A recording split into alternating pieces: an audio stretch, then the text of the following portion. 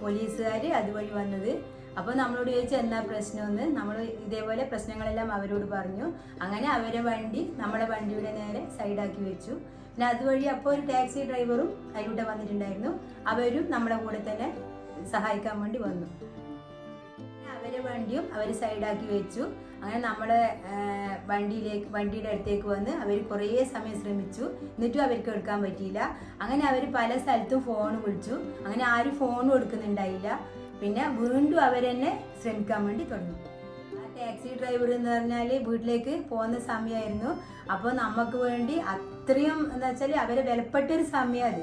അത്രയും നമ്മളെ കൂടെ ചെലവഴിച്ചത് നമുക്ക് പറഞ്ഞ് തീർക്കാൻ പറ്റാത്തൊരു എന്ന് വെച്ചാൽ ഒരു സ്നേഹമാണ് ഈ ടാക്സി ഡ്രൈവറോടുള്ളത്.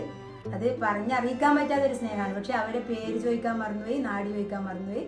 അത് വലിയൊരു ഇതായിട്ട് നമുക്ക് തോന്നിപ്പോൾ. എല്ലാവരുടെയും കഠിന പ്രയത്നം കൊണ്ട് രാത്രി തന്നെ വണ്ടിയെല്ലാം ശരിയായി. അങ്ങനെ മടങ്ങാൻ നേരത്ത് ടയറിൻ്റെ കാറ്റ് കുറവാണെന്ന കാര്യം അവർ ശ്രദ്ധിച്ചു. തുടർന്ന് അടുത്തുള്ള പെട്രോൾ പമ്പ് എവിടെയാണെന്നും അവിടെ കയറി കാറ്റ് അടിക്കാൻ പറ്റുമെന്നുള്ള കാര്യം ഉപദേശിച്ചു. ചുരുക്കി പറഞ്ഞാൽ നിസ്വാർത്ഥമായ സഹായമാണ് നമുക്ക് അന്ന് രാത്രി അവരിൽ നിന്ന് ലഭിച്ചത്.